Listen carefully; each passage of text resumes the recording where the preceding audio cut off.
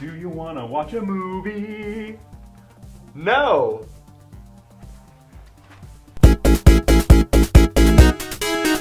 What movie are you thinking about? You like Avatar, right? No, I don't mean that one! No, I don't mean M. Night Shyamalan. For a second I was scared you were talking about M. Night Shyamalan. The Blue People movie. That's not a whole lot better. We are not pirates. Please do not sue us. We have no money. We are innocent people. We will only murder your firstborn child. Alright. Hang on! Something doesn't seem right there. Okay. Now we're done with our disclaimer. On with So, it! Yes! Get on with it! Get on with it! Avatar had a budget of $237 million and was a huge risk. So this risk came from the fact that it was on an unproven concept with advanced technology that hadn't really been tested in the field yet. So Fox wasn't quite certain if they were going to finance it. And so, James Cameron went to Disney and said, hey, are you interested in Blue People? And Disney said, we'll take a look at it. And Fox said, no, you're not.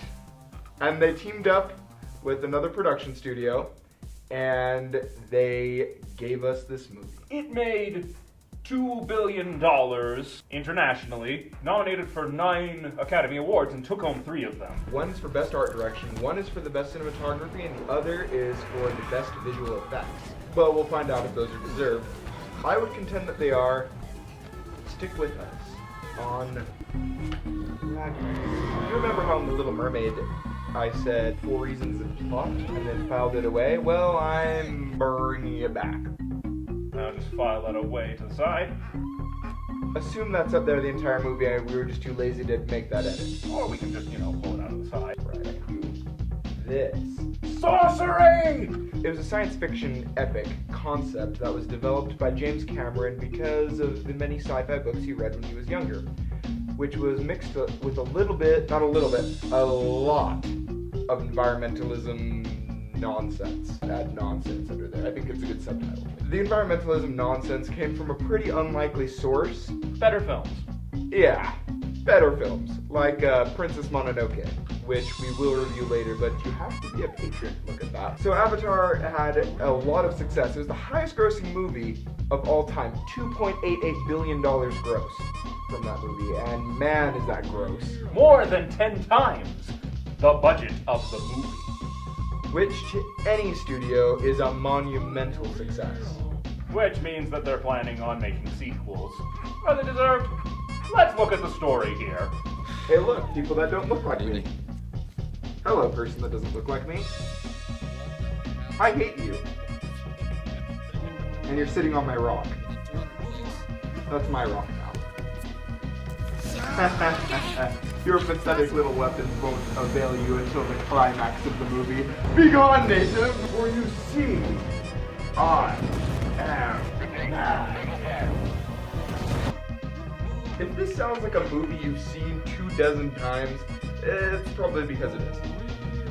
Basically Ferngully with blue people. Or Pocahontas With blue cat people. So let's get into more of the nitty gritty. We'll give you the skinny on the plot because, frankly, it's a pretty easy one to wrap your head around. Evil man comes to Pandora, which is a very lazy name, in order to find an even more lazy name called Unobtainium.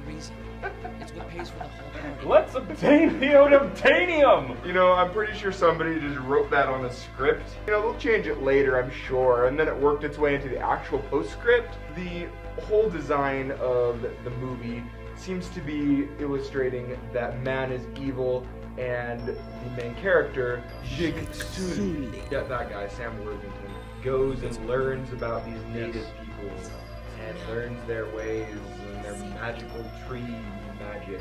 I think I'm on the same side as the villains in this movie, to be honest with you, except, or at least I would be, if they didn't go out of their way to make them so cartoonishly evil.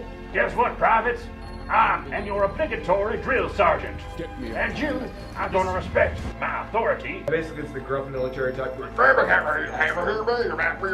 the natives. What native? Hug the trees, man. They're not gonna move from the tree. Just leave them alone. Weapons violence. Military. I'm gonna shoot you. I am so genuinely surprised. He's very direct. But He'll direct you into the grave. the villain, his name is Quaritch. Some kind of evil colonel guy that's obsessed with war. You see him in the cockpit of his big scary ship, drinking coffee while watching the destruction of hundreds of natives below him. I've heard of some really cartoonishly evil Bond villain mustache-twirling morons, but this guy, he takes the cake.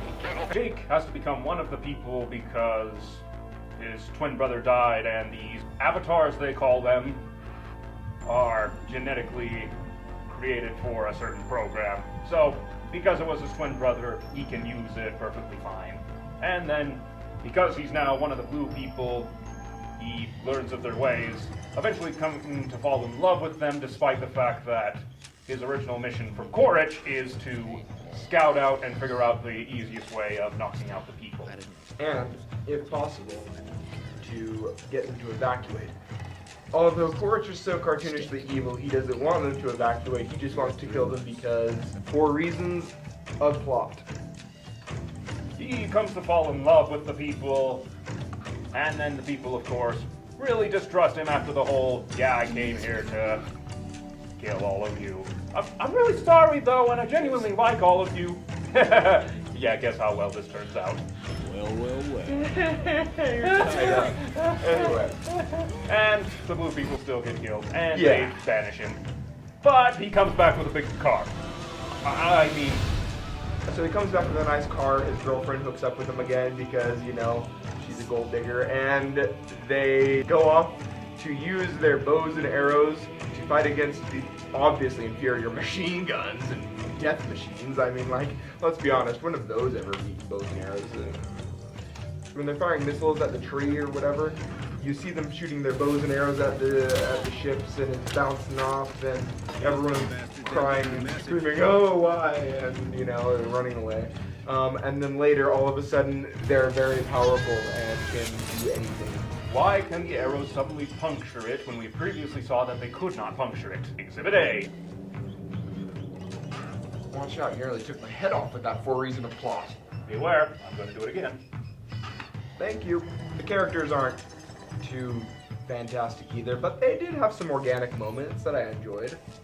The actors are doing their best, especially considering that half of this is all mocap performance, which no one really talks about. There are very few people who even teach classes about acting with mocap. So James Cameron had the actors and actresses move around in the woods and try to find out how these people move and interact before they used the mocap technology in order to bring these characters to life.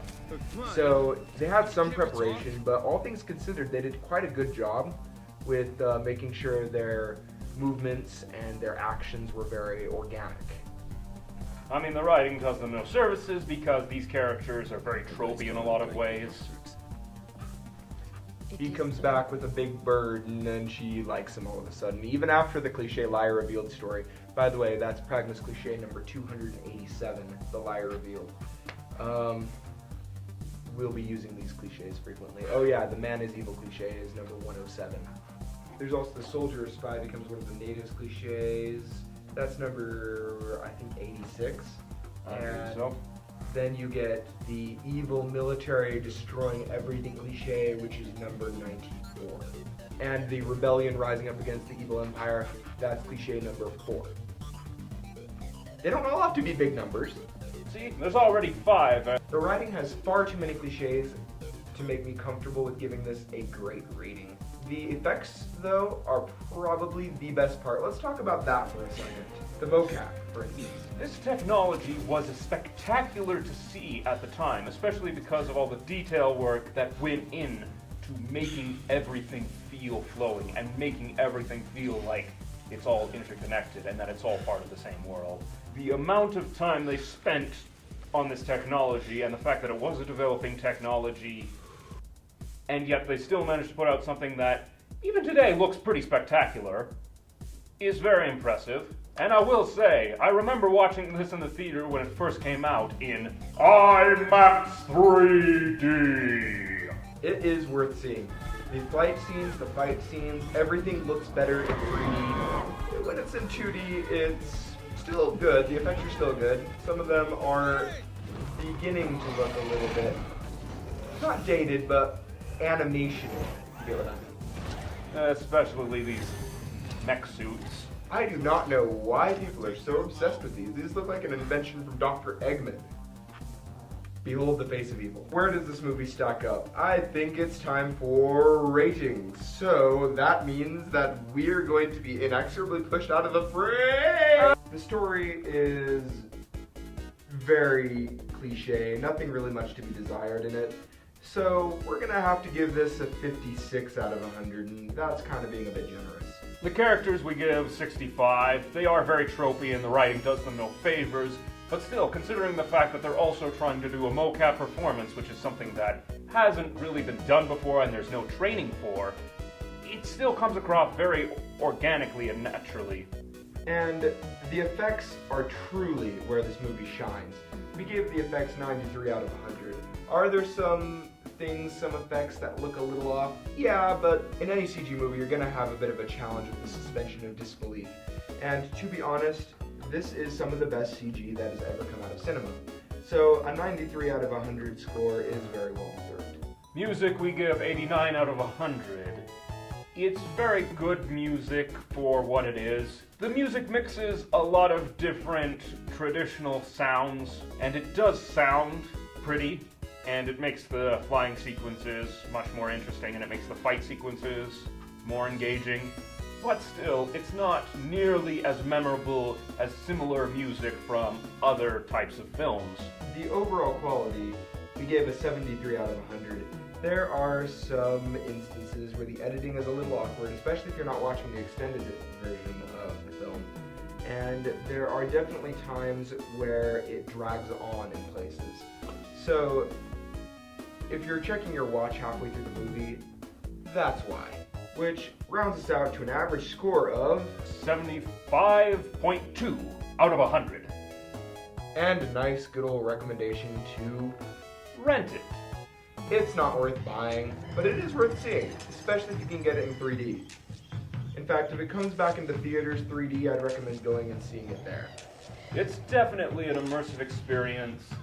The technology still holds up, and the fact that they were able to blend so fluidly their animation along with some of their editing and cinematography is really spectacular to behold. The story and characters are a lot more forgivable when you're watching this in 3D as well. And that's our review. Thank you so much for watching. We really appreciate it. It is very nice because when you watch our stuff, you get money. And we like you a lot. Psst, and don't ever watch Last Airbender. And don't request a review of it either. Otherwise, I'm gonna be really mad. Are you? Why are we whispering? I don't know. Bye. Goodbye.